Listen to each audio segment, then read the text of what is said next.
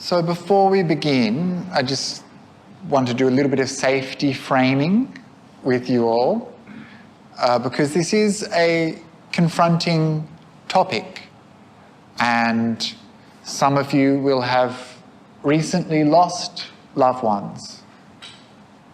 Some of you will have some grief in your heart. This meditation might also bring up some issues in your own mind to do with your own death. And so I want to acknowledge that and tell you that it's okay. See if you can sit with these strong feelings for a little while. And if necessary, if you're beginning to find yourself overwhelmed, it's okay to leave the room and go and have some alone time outside. Calm down. If you want to, you can come back when you're ready. Another thing which I didn't mention before, but I think is important to mention, is that when we have samvega, we feel this kind of urgency, but we need to balance it with a little bit of calm, with some tranquility. The Buddha did say things like you should practice as though your head is on fire, and there's certain times in our life when we will practice like our head is on fire, and there's some times when we just need to chill out, right? So we need to understand how we're working, and we need to understand when we need to balance something in our mind. And in the same way, when we practice something like death contemplation, we want to develop that sense of urgency, but we want to do it with a calm mind. We don't want to become overwhelmed. We want to maintain that calmness, which is strong, steady, and stable. And this strong, steady, stable mind is what enables us to see and confront these truths without being overwhelmed. So this is the kind of equanimity that we need, so that we don't become overwhelmed and fall apart. And so we want to keep this urgency. We want to have some calm at the same time. So I often say we need to have this urgent calm about us. This is something that we bring to our death contemplation, and you might find, as I do, that contemplating death is surprisingly peaceful. There's something about getting in touch with this truth that we've been resisting and hiding so long, that when we directly face it, it's like a relief. We feel calm and we feel peaceful. So that's the kind of mind we want to bring to this practice. So to do that, we're going to begin with just 10 minutes of silent practice, and then we'll do the 9 cemetery contemplations. So some of these contemplations, actually the whole contemplation is, I'll just introduce it quickly, imagining a corpse decomposing. Some of the stages are a little bit similar, so I might just merge them just to save time. But we're going to be looking at a corpse decomposing.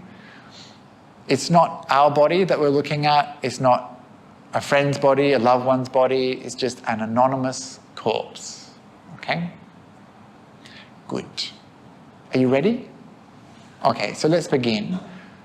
So just begin by settling and coming into this present, here and now. Take a comfortable posture. Close your eyes.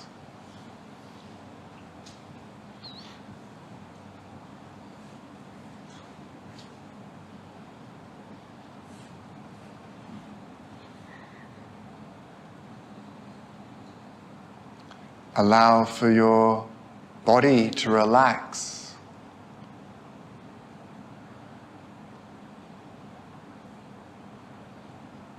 We hear the sounds around us, birds outside, the air conditioner.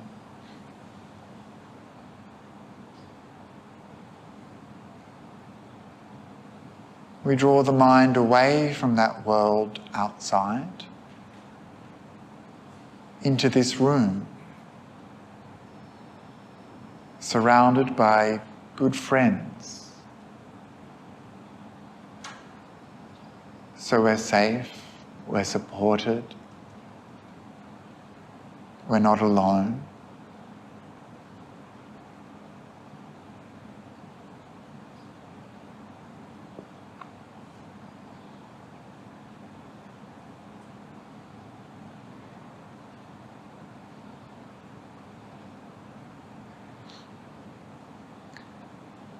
Bring your awareness to this body seated here.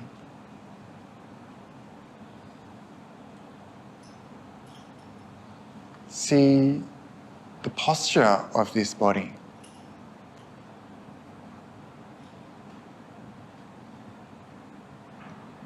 Feel your body here. Feel the pressure against the chair.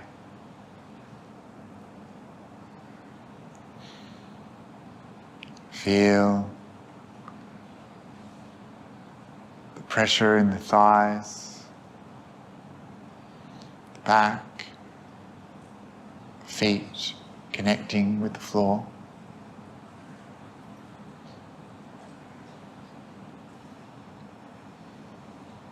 You're here now, in this place. You're aware.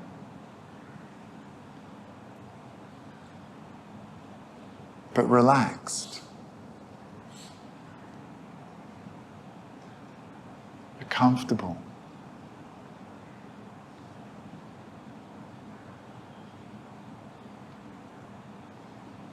And so for the next 10 minutes, just enjoying this relaxed body, enjoying being mindful and aware of being present here and now. Relaxing the body, perhaps watching the breath, or just being open and aware to this present.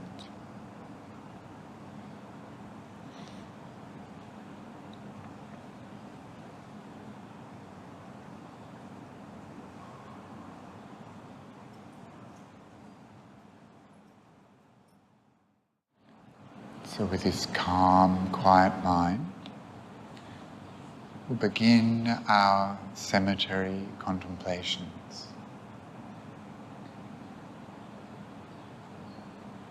So imagine now lying on the ground before you, a body, 1, 2, 3 days old.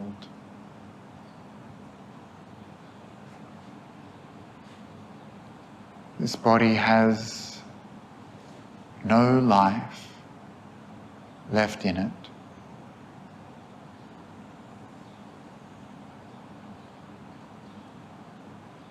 You see that the life has disappeared from this body,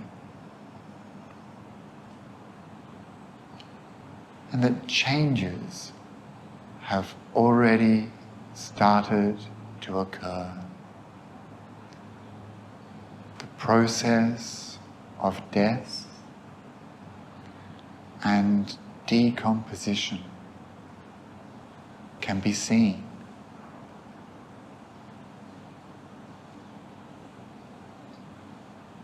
So this body, 1, 2, 3 days old,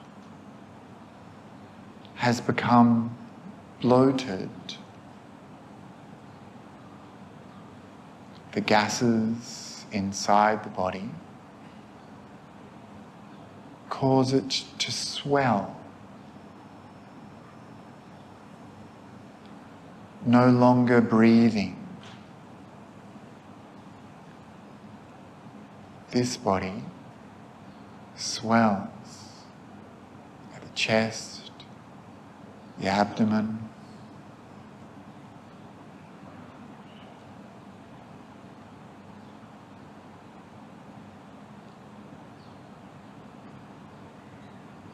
and the skin has started to change, no longer nourished by blood moving through the body.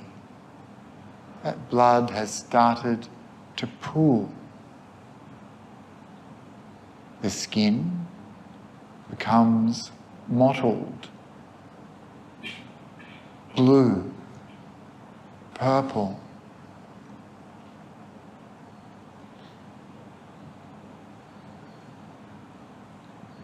And this is what a body looks like. 1, 2, or 3 days old, bloated, blue.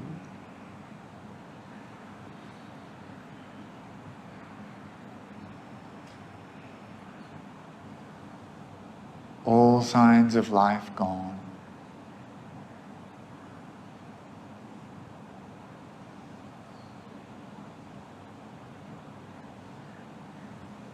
And so too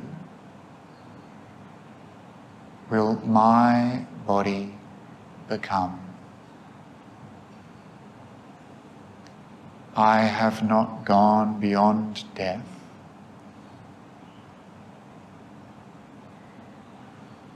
Such is my inescapable fate.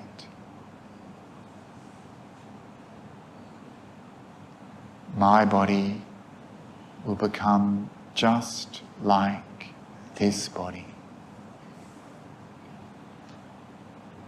There's nothing I can do about it.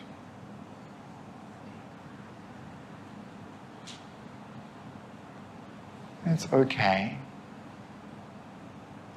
This is normal, natural,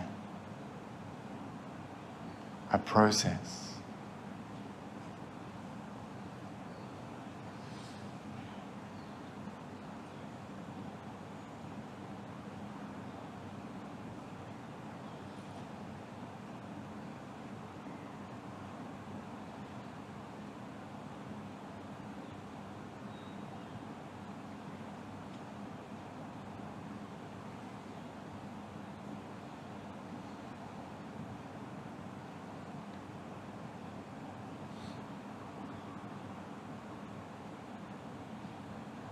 So see that body lying there.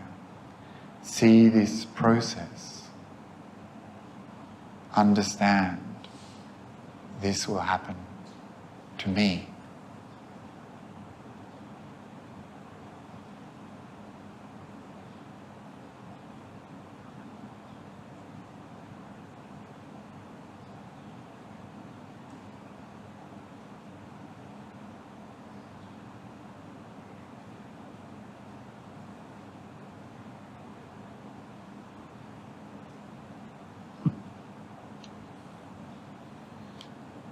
And so this process continues. This body lying there becomes food for many creatures. Dogs, jackals, rats, crows, vultures, flies, maggots. That body is food for many creatures. And this is normal. This is natural. This is the way things are.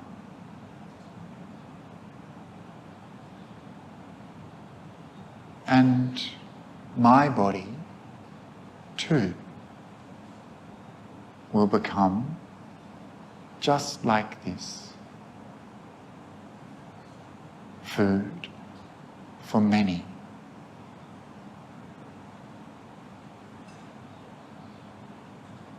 There's nothing I can do about it.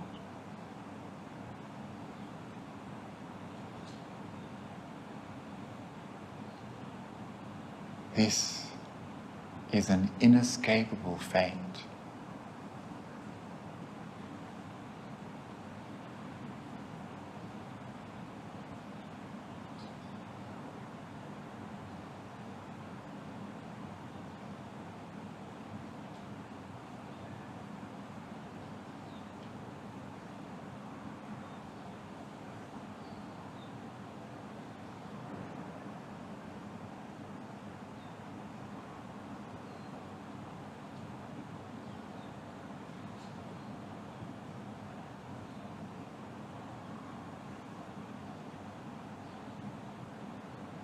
And now this body, the skin, having been eaten, there still remains some flesh. We see the bones, the skeleton. We see the blood on the bones. We see the muscles, the sinews. We see the inside of this body that's hidden from us. The skin, having been eaten away, reveals the insides, tendons, bloodied bones.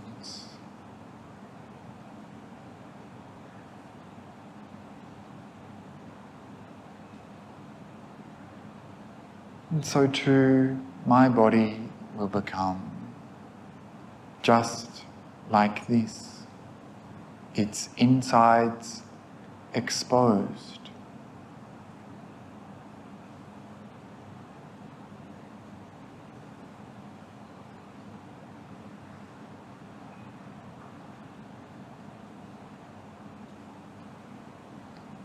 The process continues.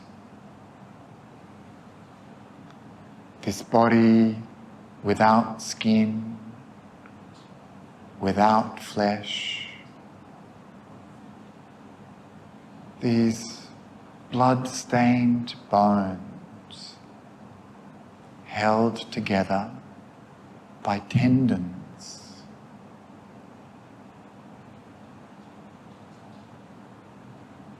Eventually, the blood dries up and disappears from those bones. The body held together, the bones held together only by those tendons.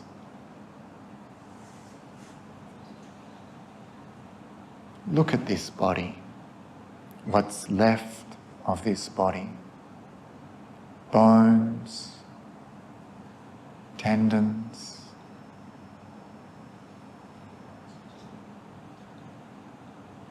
like a puppet with strings. Those tendons are all that keeps that human shape.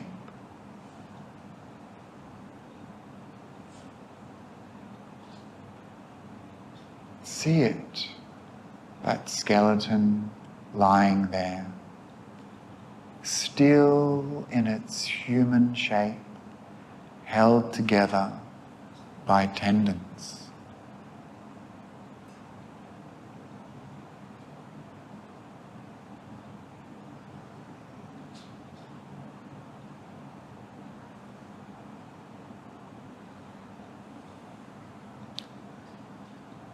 My body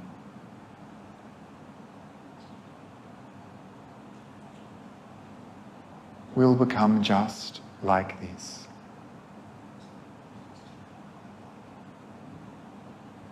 I have not escaped death. This will be my inescapable fate.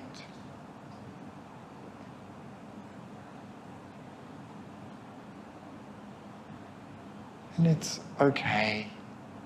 It's only natural. This is what happens to bodies.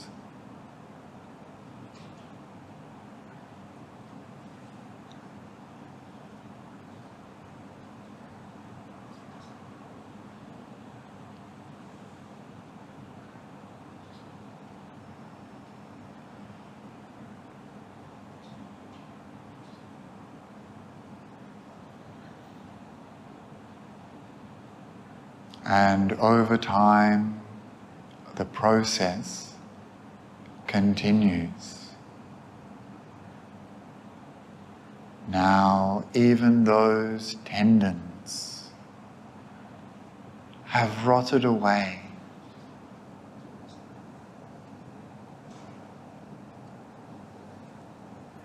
That human form is shattered, fragmented. Now, over there, a foot bone. Over there, a hand bone. Over there, a hip. Here, a rib. There, a leg bone. There, a tooth.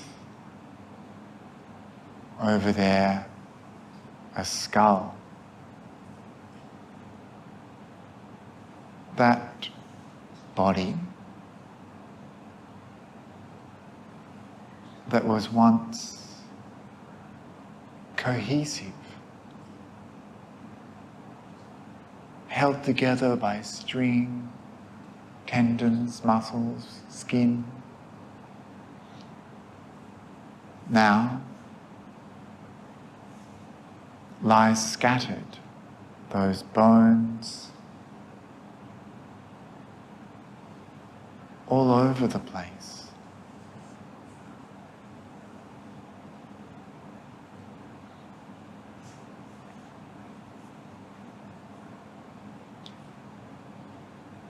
My body too will become just like this.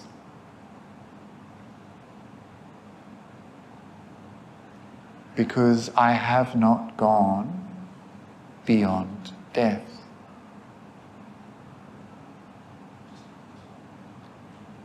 This will be my inescapable fate.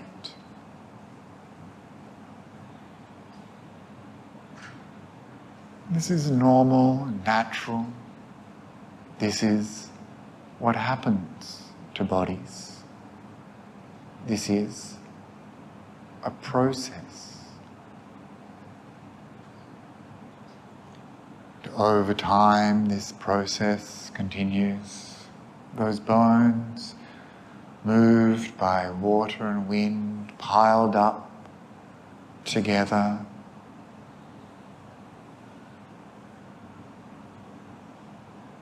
They're bright white still, bright white, like a conch shell.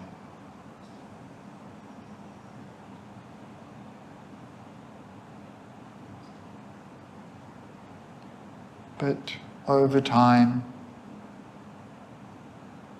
they yellow, they decay, they become brittle and break. It takes time, years,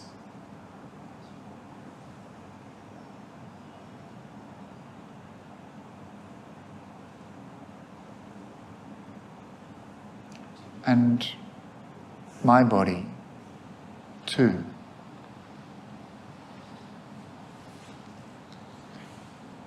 My body is just like that. I have not gone beyond death.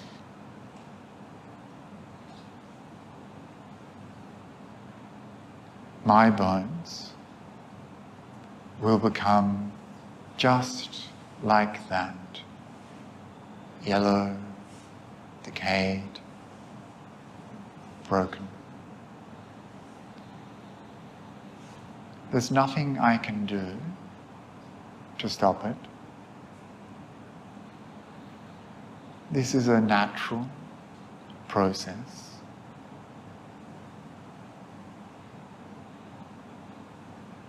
And eventually, long into the future,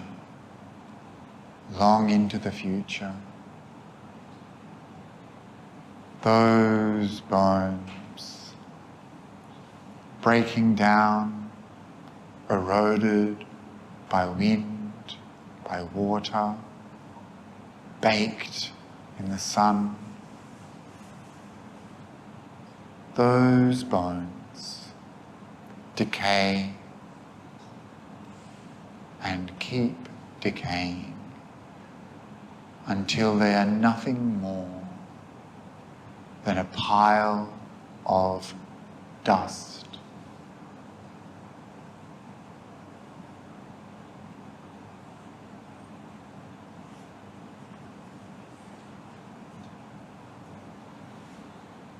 See it there, that pile of dust.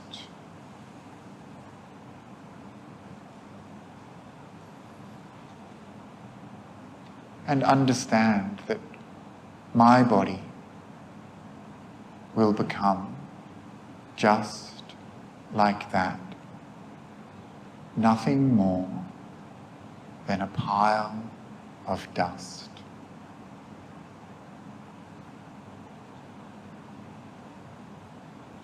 I have not gone beyond death. I am subject to death.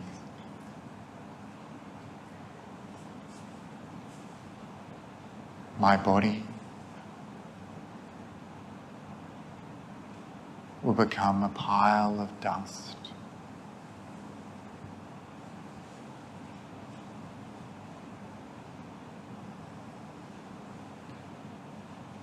Understanding this, knowing this truth. Why? Why do I cling so strongly to this sense of me, mine, I? Why do I cling to this body?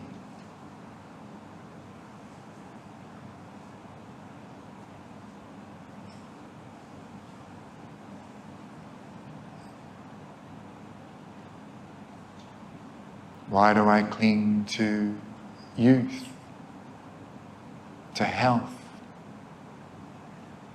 to life? Why do I hold so closely to things and people that, just like me, are impermanent, changing?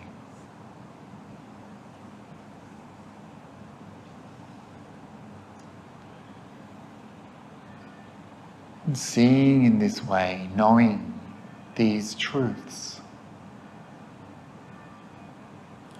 how am I living my life?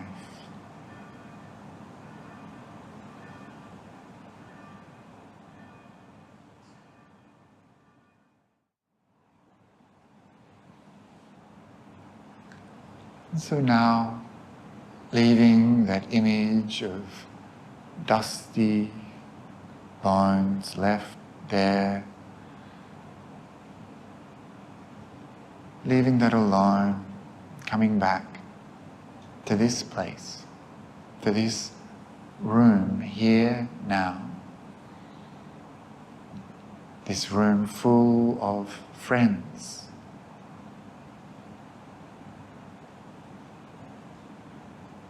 To be here on your cushion, your chair, coming back to this body. This body here now.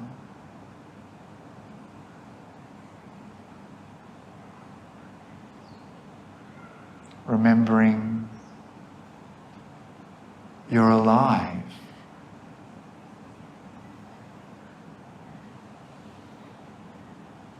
How are you living your life?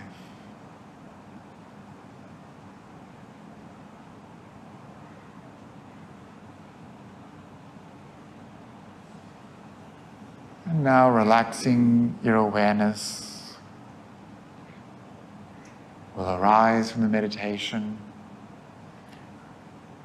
And when you're ready, gently opening your eyes.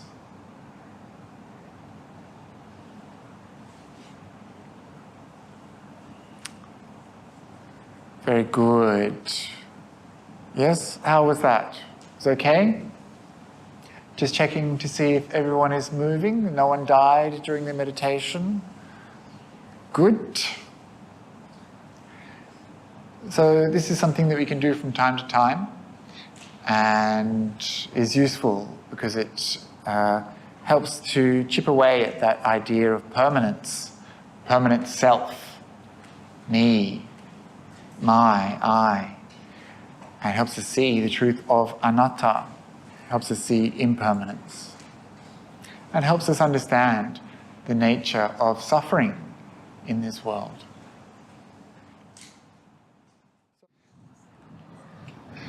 Thank you, Osman. Thank you, Jason. Thank you to the organisers of this event today, and thank you to all of you for being here, for this opportunity to reflect upon death and perhaps reflect upon life. So the Buddha said that no beings born can escape death. So we're beginning with some tough love, some harsh truths from the Buddha. And I'm looking around this room and I'm thinking, time is running out, right? Yes. Time is running out. There's only one way this can go.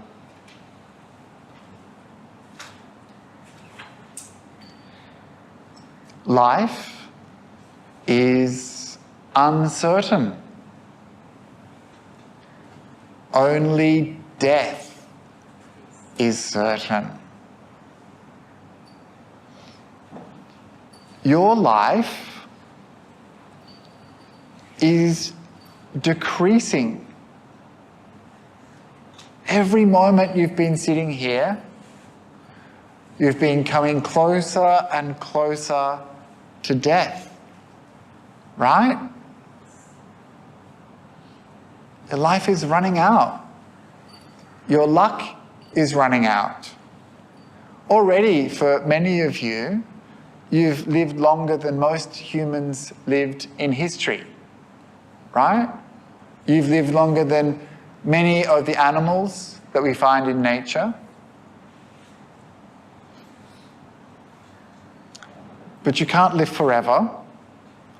And sooner or later, your luck will run out. And there are many ways to die, right? Sometimes I ask the groups, I'm like, how do you want to die? And everyone says, asleep in my bed, peacefully with no pain. So basically they don't want to be there for their own death. They want to be asleep in bed, dreaming nicely. But for many people, this is not what happens. This is not a choice that they get to make. And we could die at any moment, in any manner of ways. At that time, our friends and family won't be able to help us. All of our wealth and possessions won't save us. And this body, which has carried us for so long, this body will not be able to sustain life, and we'll have to let it go.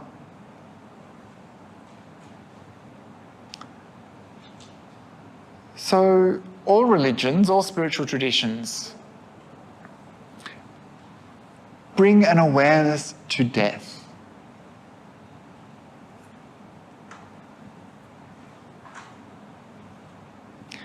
The Buddha taught Maranusati, the recollection of death or the contemplation of death.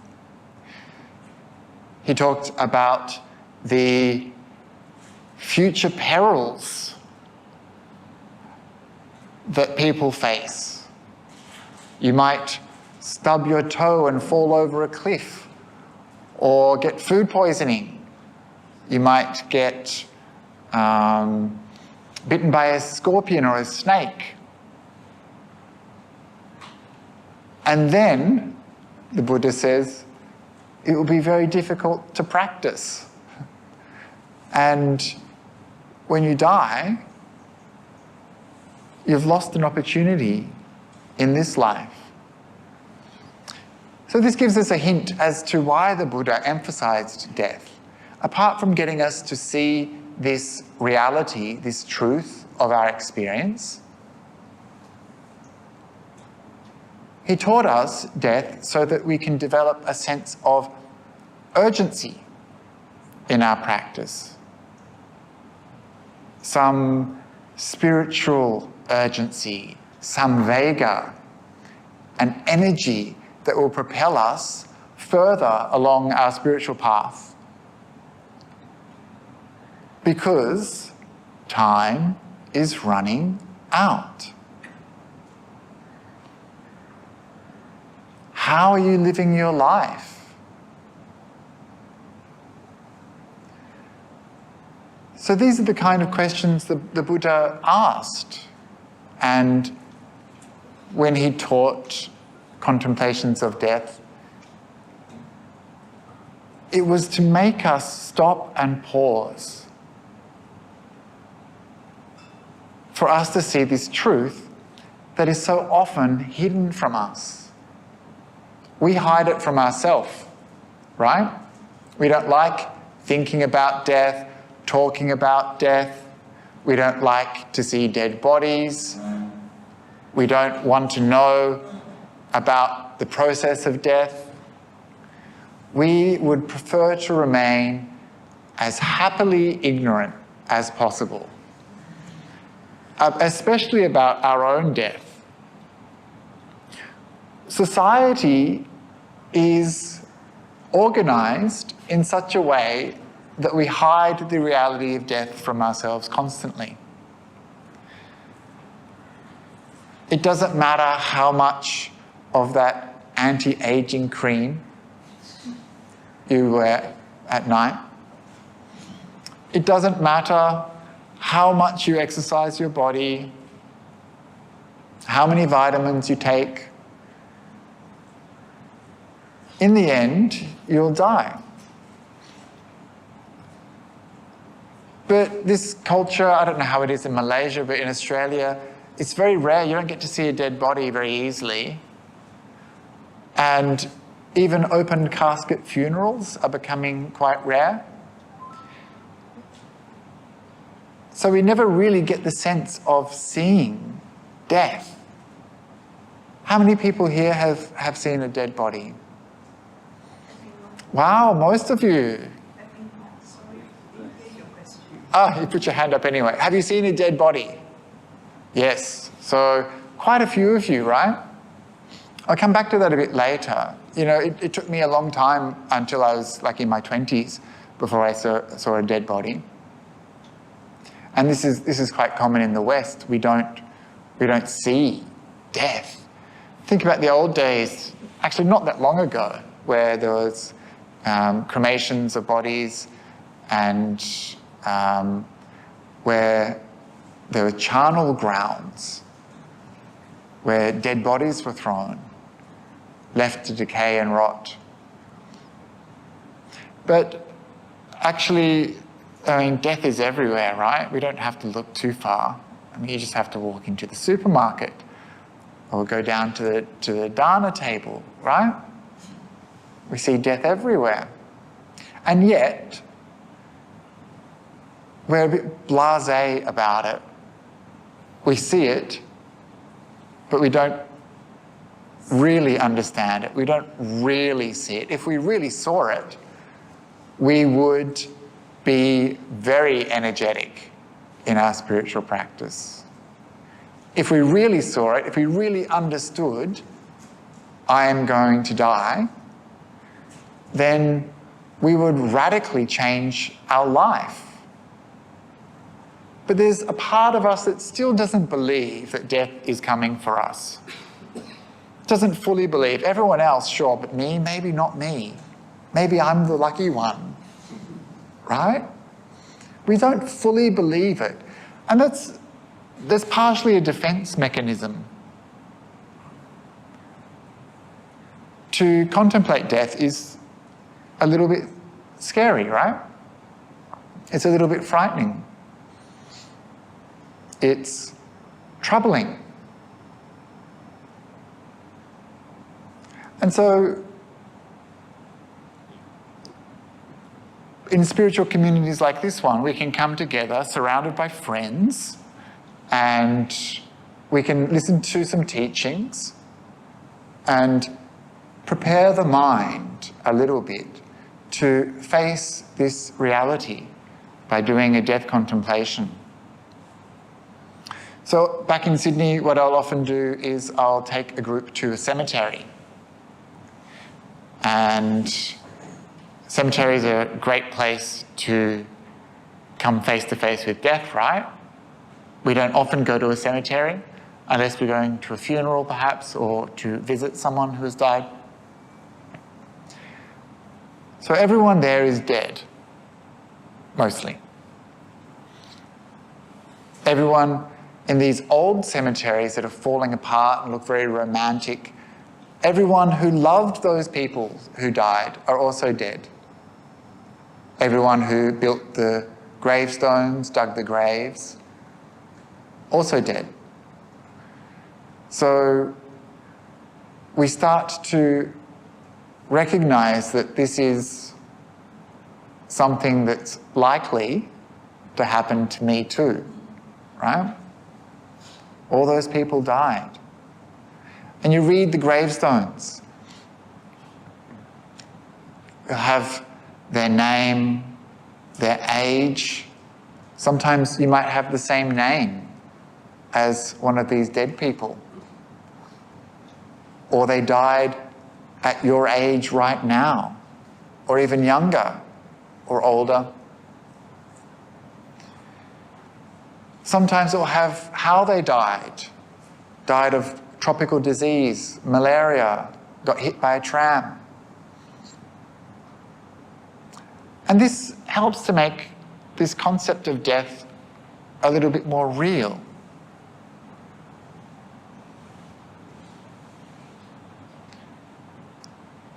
The technique the Buddha recommended was visiting a charnel ground. Now, charnel grounds are not like cemeteries. In cemeteries, the graves are dug and the body is put in. covered over again. In charnel grounds, the body is just thrown there. So he recommended that people go to charnel grounds. Why? To make it real. To make it real. So we'll be doing the charnel ground meditation from the Satipatthana, the 9 cemetery contemplations, a little later. But we need to warm up a little bit. We need to prepare the mind a little bit so that when we practice this confronting meditation, we feel safe and comfortable that this is something that is going to be useful and instructive. So the first thing that we need to come to terms with is this concept of impermanence. So this is why the Buddha taught impermanence. Nothing lasts, not even you. You are also impermanent.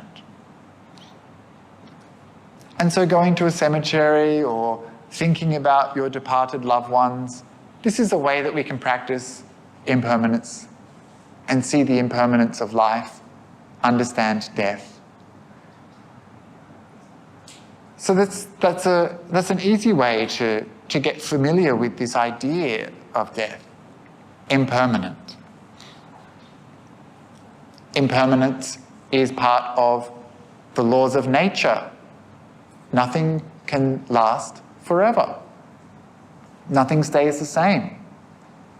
No being that is born cannot not die.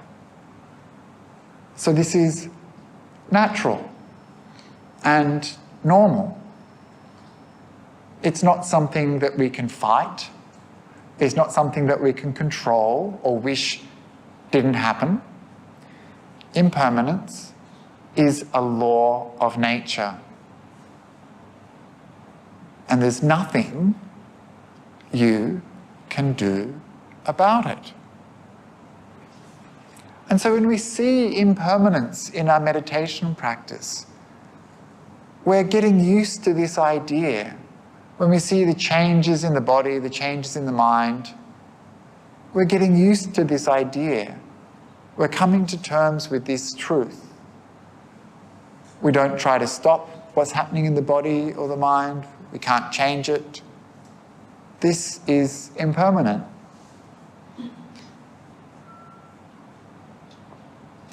The Buddha taught a range of recollections and reflections to help us get to terms with this truth of impermanence. He taught us the 5 frequent reflections. Do any of you know the 5 frequent reflections? This is the reflection on old age. Yeah? Old age is all about impermanence, isn't it? All your faculties starting to fall apart, your teeth fall out, your hair turns grey. This is impermanence.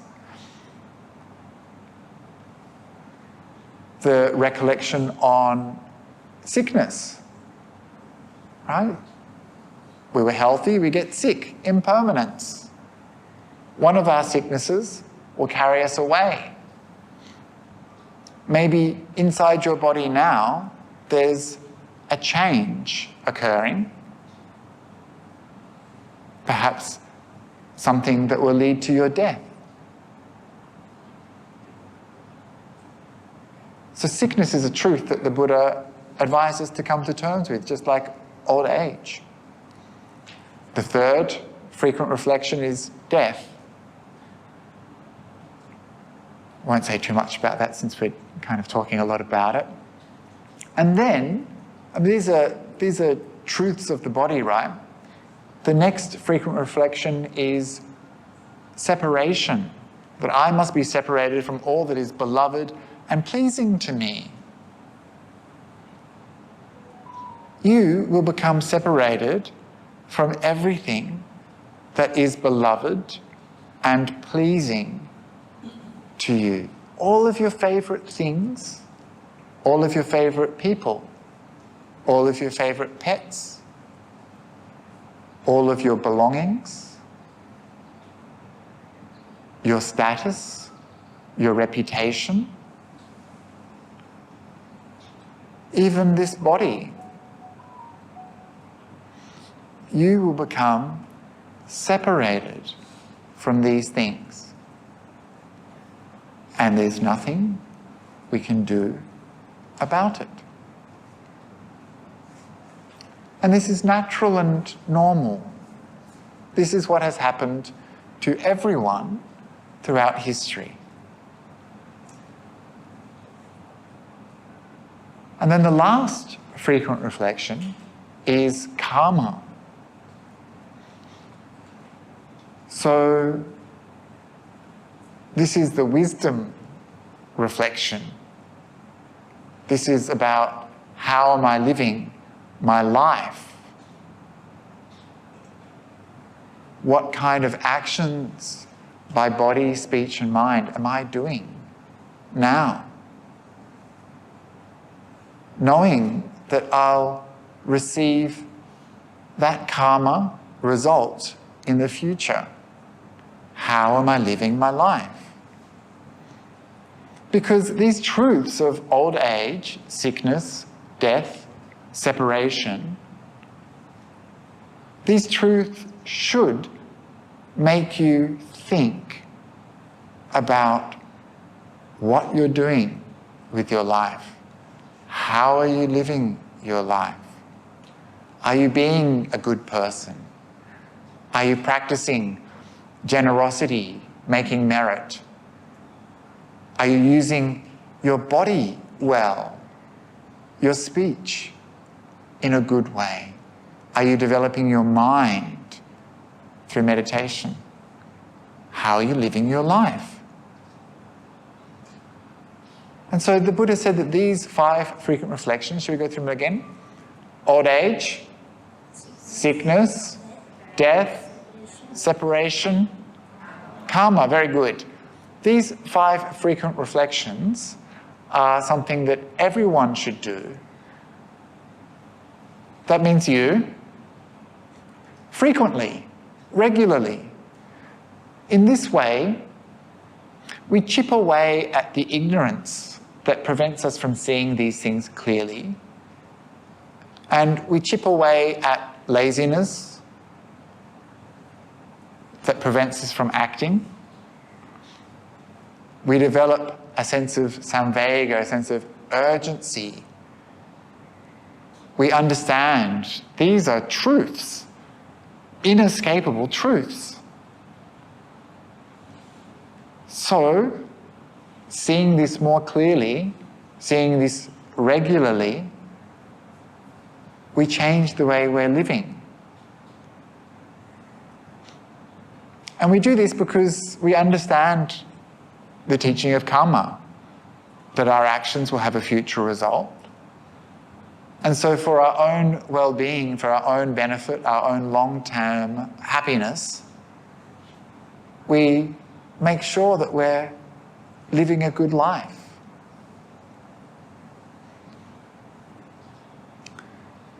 So it's difficult to see these things. It's difficult to understand these truths. And even if we see it very clearly, sometimes it fades and it becomes difficult to see.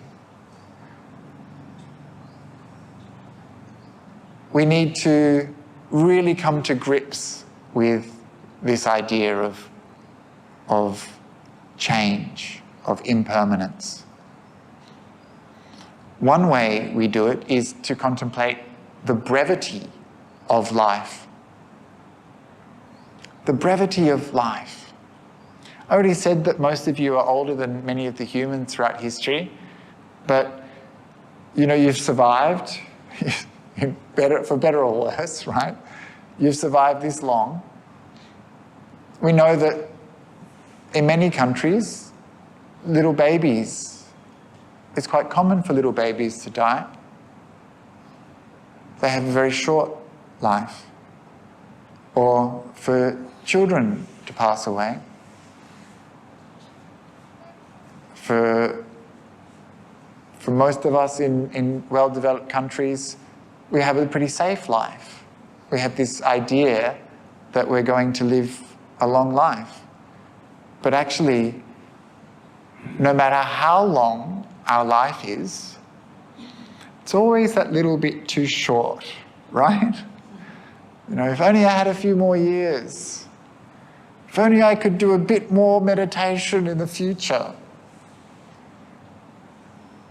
And so our life is fleeting. Our life is brief. Does knowing that change you somehow? No, not really. If you really saw it, if you really understood it, it would. I mean, when I say brief, I mean this could be your last day. One day,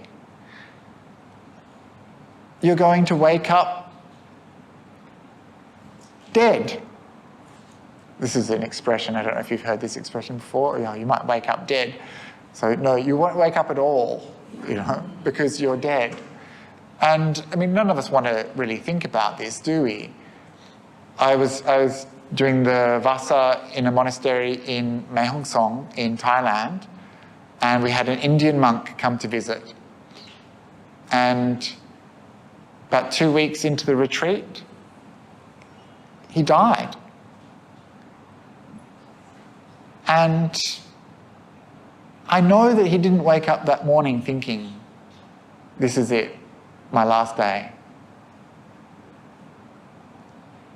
But he was young.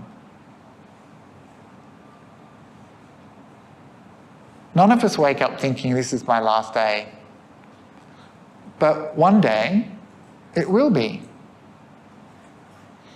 How are you living your life? The Buddha tells this beautiful story of Araka the sage, a teacher from the past, the Buddha says. This is in the Anguttara Nikaya 7s. So this teacher, Araka, once upon a time lived this sage, Araka. And he was a great teacher, had many followers. And he always taught the brevity of life. And he gave a series of similes to help us understand this truth. He said, life is like a drop of dew on a blade of grass. When the sun comes and warms that dew, it evaporates, disappears. So quick, right? So fast. He says, life as a human is short and fleeting. Think about this and wake up. Wake up, he says. Life as a human is short, fleeting, and full of suffering, he says. Think about this and wake up. Wake up. So we have this word awakening, a synonym for nibbana or enlightenment. And the opposite of that, of course, is that we're asleep. We're ignorant, deluded, in the darkness. We're not awake to this truth of the brevity of life.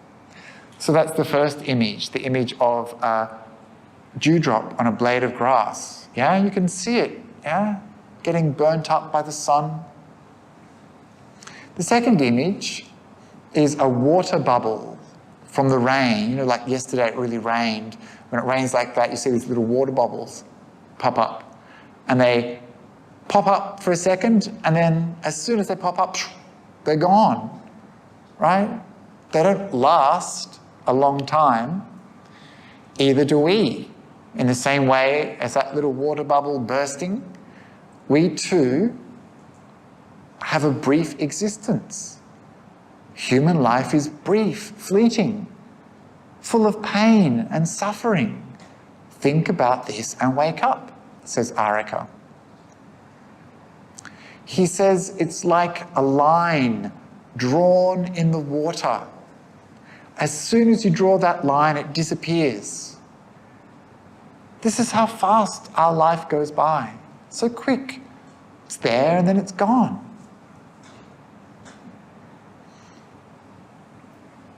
He says it's like a fast-moving river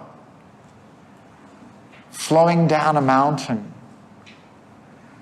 That river is so fast and so powerful, it only goes one way. You can't stop it. It just flows on. Like our life. Our life flows on. We can't stop it. We can't pause it. Sooner or later, we will die. He said it's like a glob of spit.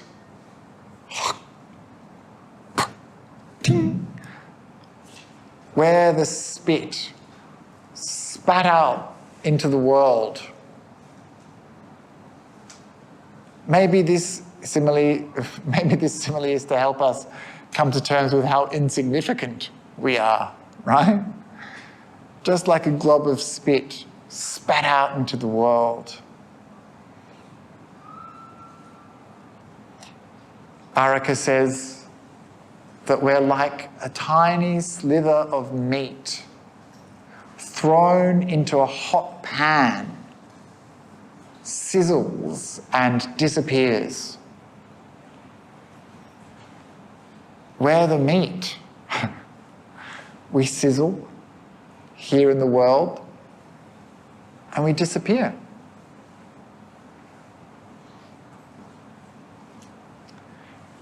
The last image, a cow being led to slaughter. Every step bringing that cow closer and closer to death. And in the same way, every step we take brings us closer and closer to death. And there's nothing we can do about it. So this human life, says Arika, is short, brief, it's fleeting, it's full of pain and suffering. Think about this and wake up. He says, do what's necessary. Live the spiritual life. And the Buddha goes on to say that at this time, when the sage Arika was living, human life was thousands and thousands of years long. And even though humans lived for thousands of years, Arika still taught that life is brief. So even though we have long lifetimes, as I said before, it's never long enough, right? Our life is going to be brief. And this is something that I've had to realize as I get older. I still feel young. I still feel like I'm in my 20s. I don't know how you people feel, but I'm surprised at how old I am. It comes as a bit of a shock, actually. You know, when someone sends you a card or you see the candles on the cake and you think, what? It's sneaking up on us, isn't it? It's because life is brief. And you look back and you think, yes, it was just yesterday. I was a young person. And you look at your parents and they're old. You think of how not long ago you were hanging out with your grandparents and now that they're past. So we need to understand this truth that our life is brief. And of course, it's not just to terrify us, you know. We shouldn't be spiritually scared. We should respond with wisdom. With wisdom. Knowing this, how am I living my life?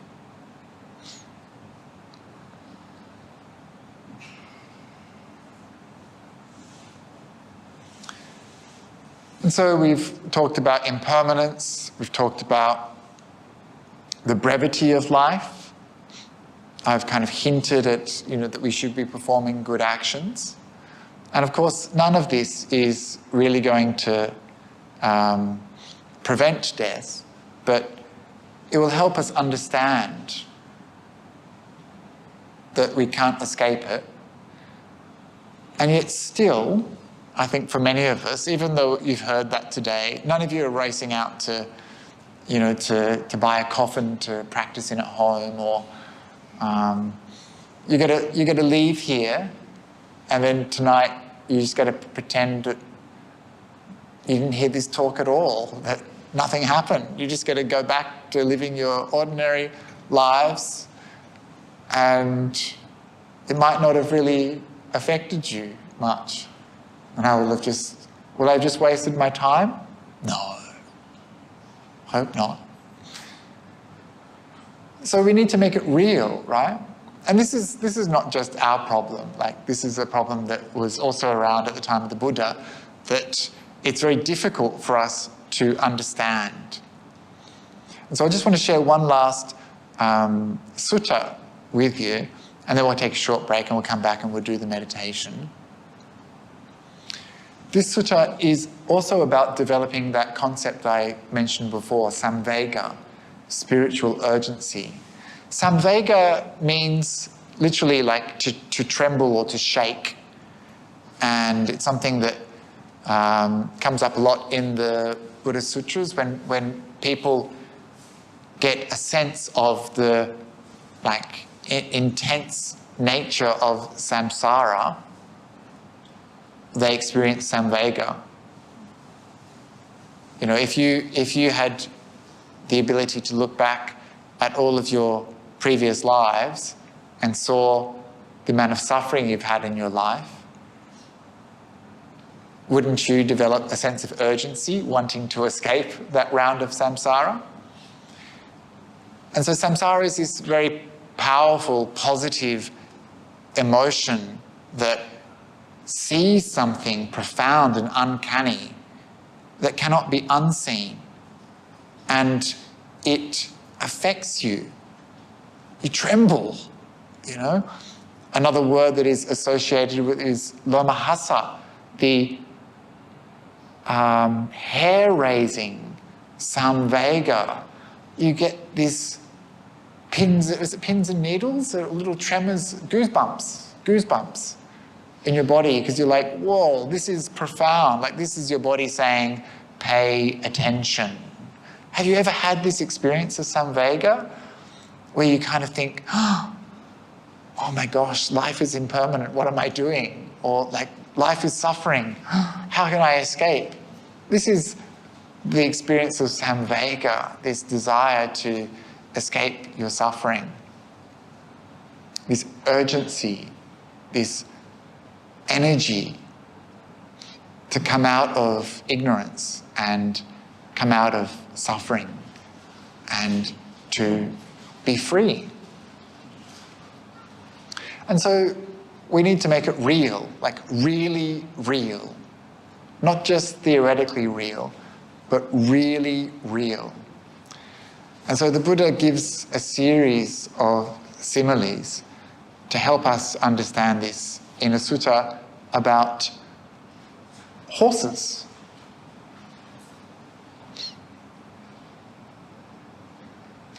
So these horses are compared to people. So the Buddha, he always does this thing where he will introduce a series of similes and then compare them to people.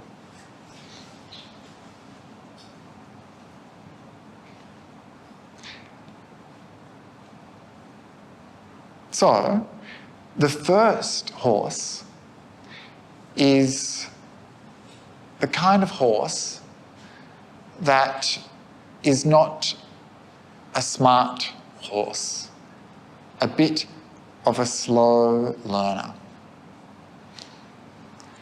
Do you know how they used to train horses at the time of the Buddha? Not just horses, but also elephants and bullocks. They used to use a goad, G-O-A-D.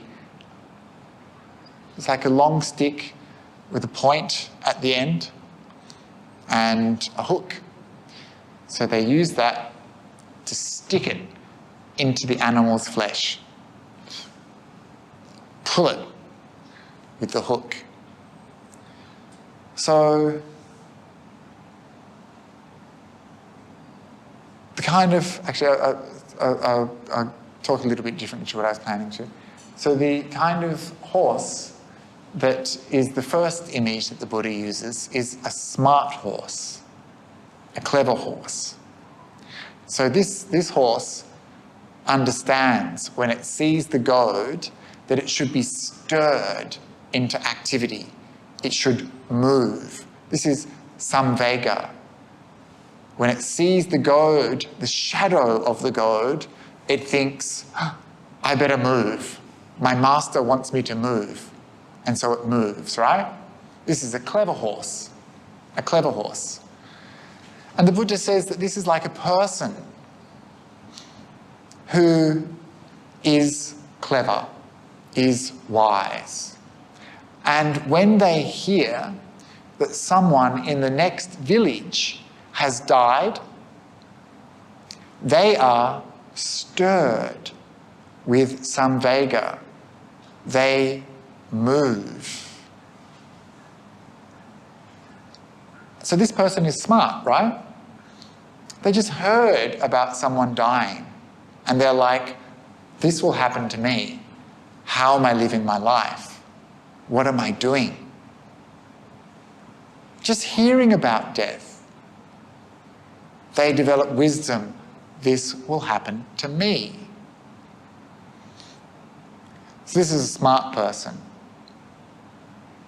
The second horse, the second person, is the kind of horse that when it sees the shadow of the whip, doesn't register, needs to feel, sorry, not the whip, the goad, it needs to feel the goad going into its hairs. Only then does it go, oh, wait, okay, I have to move. My master wants me to move.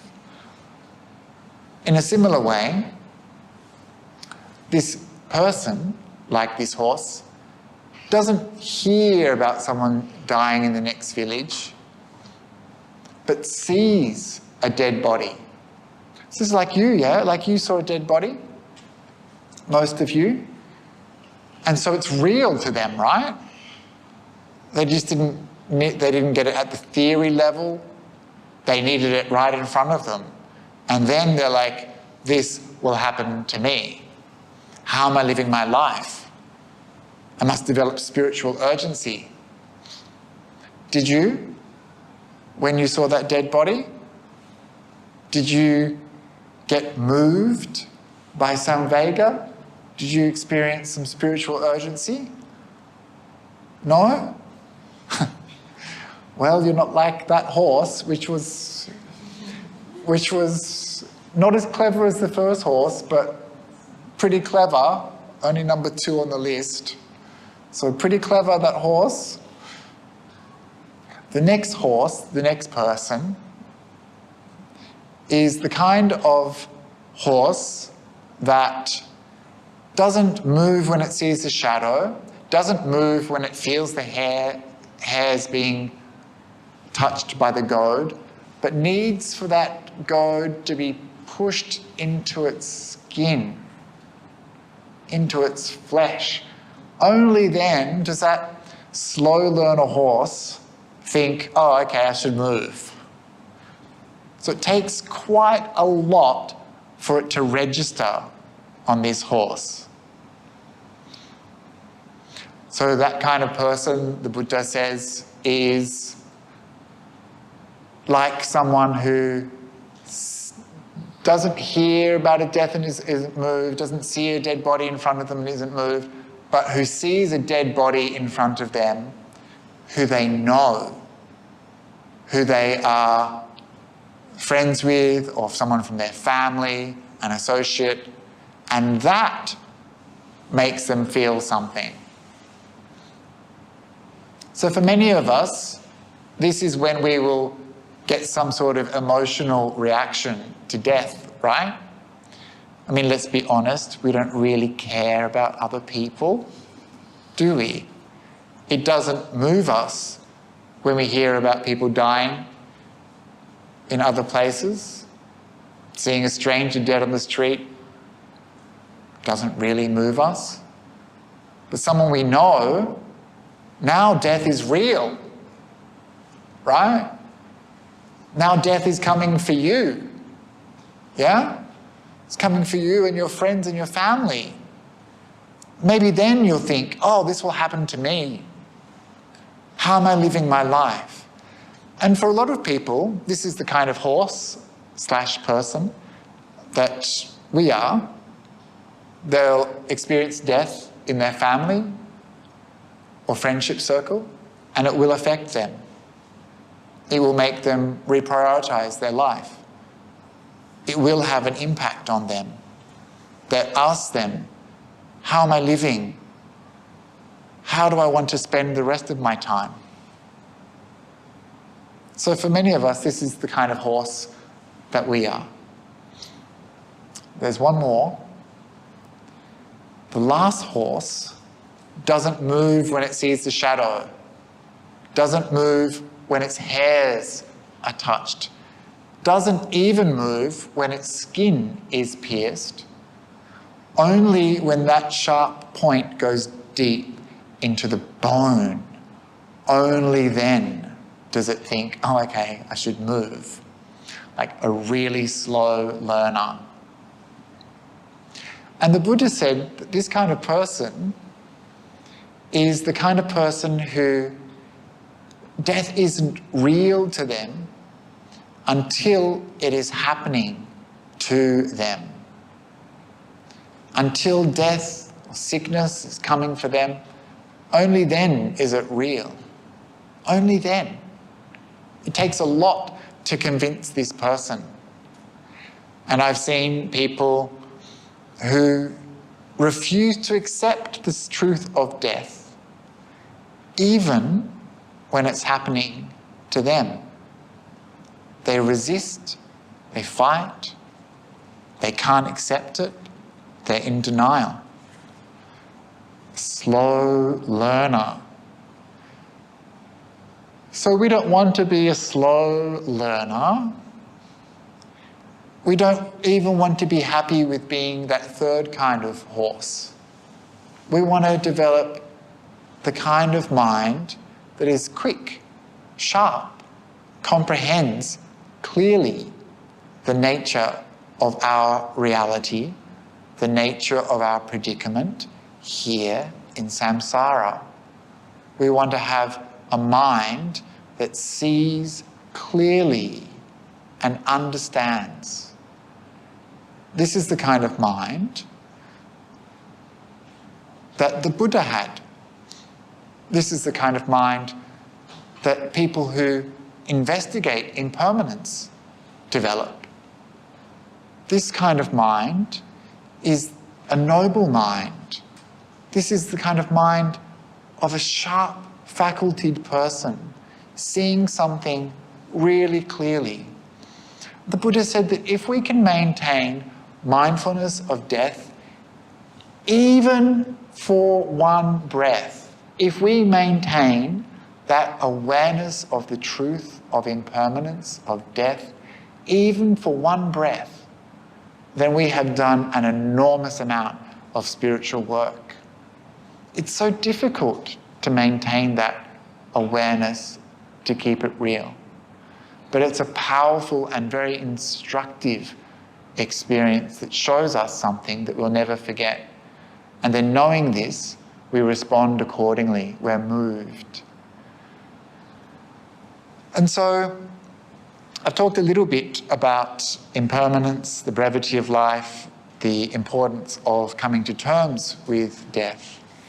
So we're going to take a few moments now, break, and then we'll come back and we'll do the 9 cemetery contemplations. So please come back at 11:05. 11:05. Thank you very much.